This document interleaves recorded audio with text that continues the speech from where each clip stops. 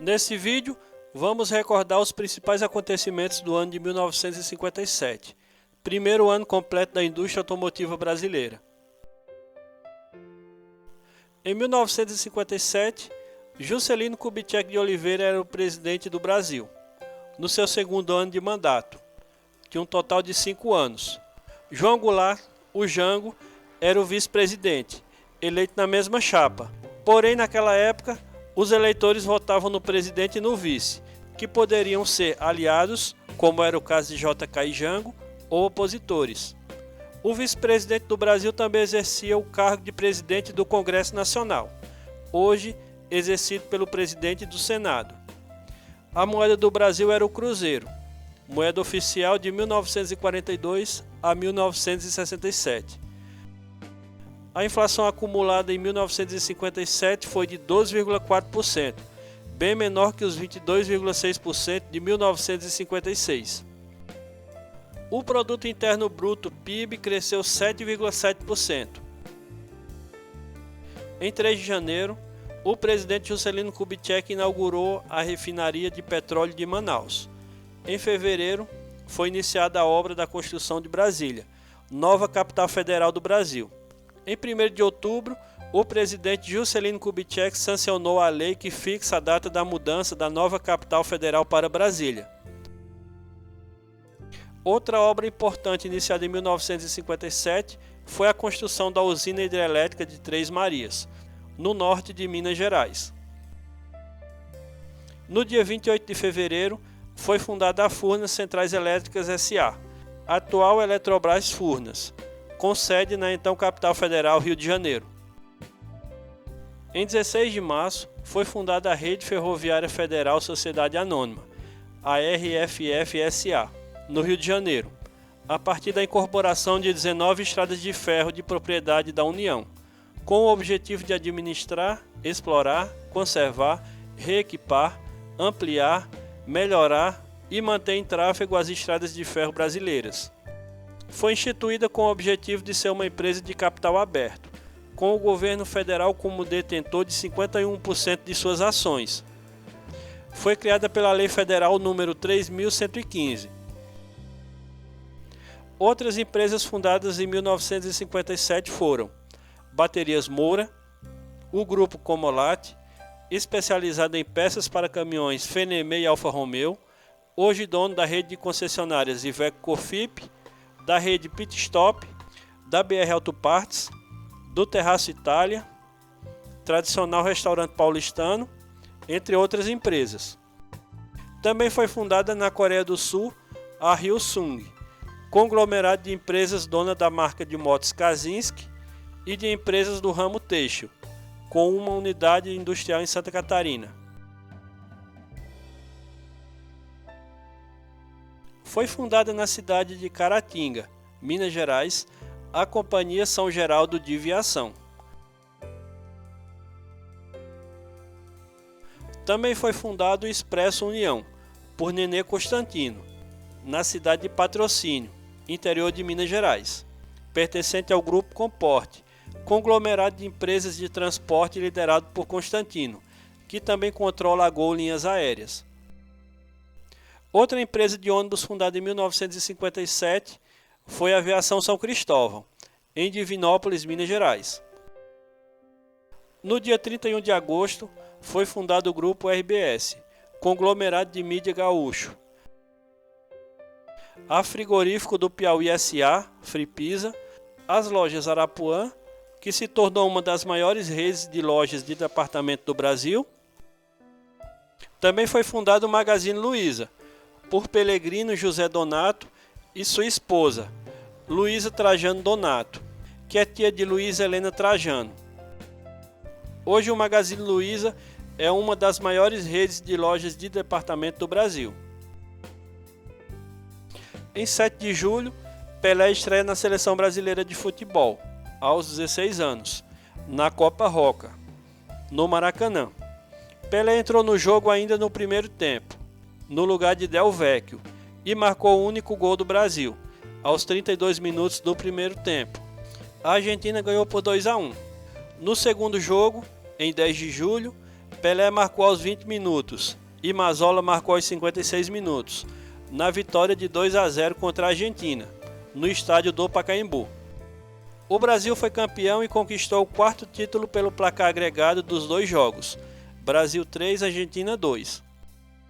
Em 4 de agosto, o argentino Juan Manuel Fangio vence o Grande Prêmio da Alemanha, em Nürburgring, e conquista o quinto título mundial na Fórmula 1, com 2 provas de antecedência, pela equipe Maserati.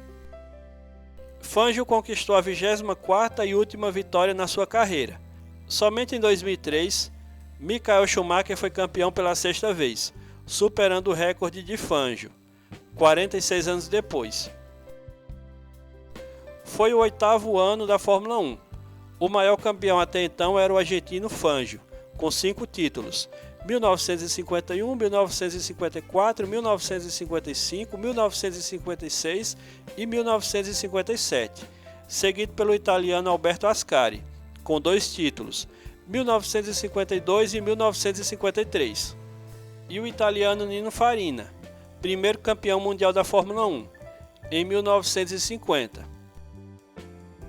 Nesse ano, Chico Landi não disputou nenhum GP e nenhum outro brasileiro participou do Mundial de Fórmula 1. Outra curiosidade é que em 1957 nasceram o paranaense Raul Boesel e o paulista Chico Serra, futuros pilotos da Fórmula 1. O estadunidense Sam Hanks foi o vencedor da 41ª edição das 500 milhas de Indianápolis, realizada no Indianapolis Motor Speedway, em 30 de maio de 1957. A prova também valia como a 3ª etapa do Mundial de Fórmula 1 daquela temporada. A Volkswagen lançou a Kombi, primeiro carro da marca fabricado no Brasil. Era o primeiro passo para a Volkswagen se tornar a maior potência da indústria automotiva brasileira. A DKW Mag lançou o Candango, um Jeep com tração nas 4 rodas e linhas revolucionárias, para brigar com o Jeep Willys. O Candango não conseguiu superar o Jeep Willys e saiu de linha em 1963. A Ford fundou a Ford Motor Company Brasil Limitada, em São Bernardo do Campo, São Paulo. Em 26 de agosto, saiu da linha de montagem do Ipiranga o primeiro Ford F600, primeiro caminhão Ford nacional, seguindo o plano de metas do governo Juscelino Kubitschek. O índice de nacionalização era de 40%, com um motor V8 a gasolina com 161 cavalos, ainda importado. Em 1958, passou a receber um motor V8 com 167 cavalos produzido no Brasil. Era um caminhão médio, com capacidade para 6,5 toneladas, entre eixos de 4,37 m e arquitetura tipicamente norte-americana.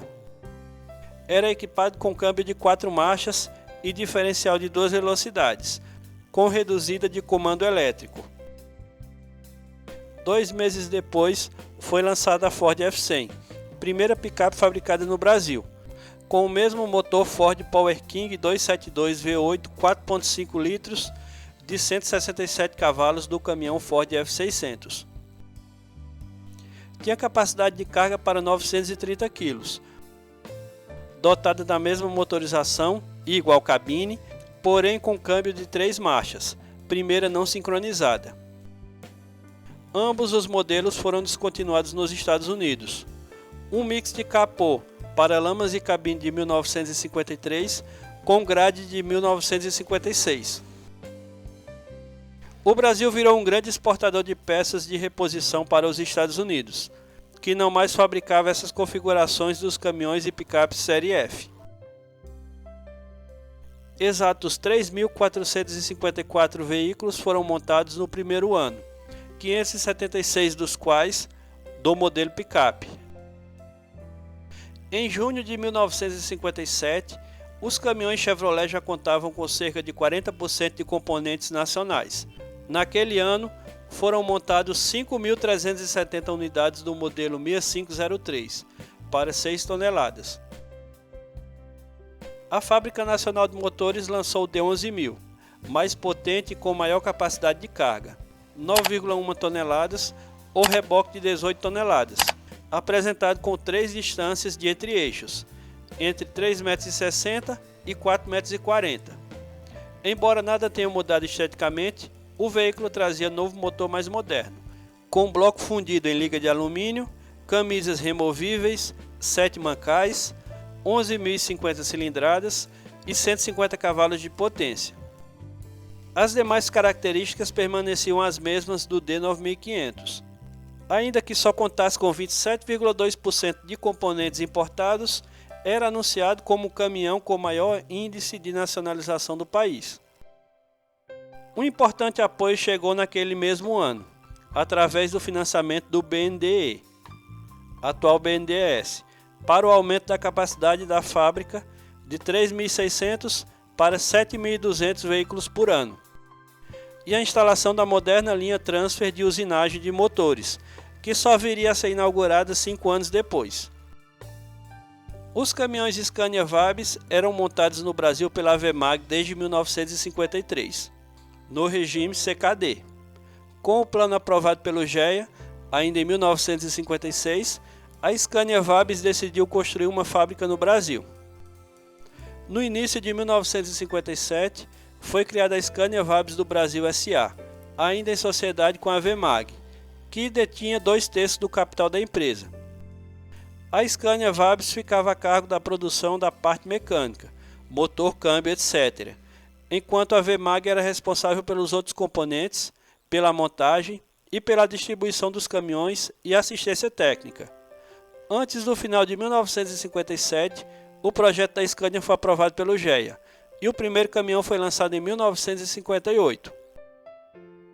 O Jeep Willys foi o carro mais vendido em 1957, com 9.156 unidades emplacadas. Em 1955, o Brasil tinha apenas 2.381 km de rodovias federais pavimentadas.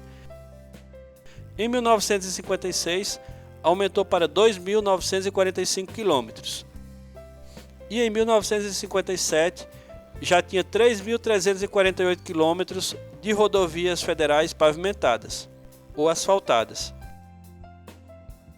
Em 1930, o Brasil tinha 39.383 caminhões rodando. Em 1935, tinha 52.641 caminhões, 33,6% a mais em relação a 1930. Em 1940, já rodavam 84.265 caminhões, ou 60,1% a mais que em 1935. Em 1945, o número de caminhões aumentou para 94.191, 11,7% a mais. Em 1950, o número de caminhões aumentou para 192.023 caminhões, um acréscimo de 103,9%. Em 1955, o número de caminhões chegou a 333.793 unidades, 73,8% a mais. E em 1957, o número de caminhões chegou a 358.496 unidades, 7,4% a mais que em 1955. Se você assistiu até aqui, deixa o seu gostei no vídeo, que deu muito trabalho para fazer. Se você não for inscrito no canal, inscreva-se no botão vermelho abaixo e ative as notificações. Deixe o seu comentário e compartilhe esse vídeo com seus amigos. Também fiz um vídeo sobre o ano de 1956. Um abraço e até o próximo vídeo.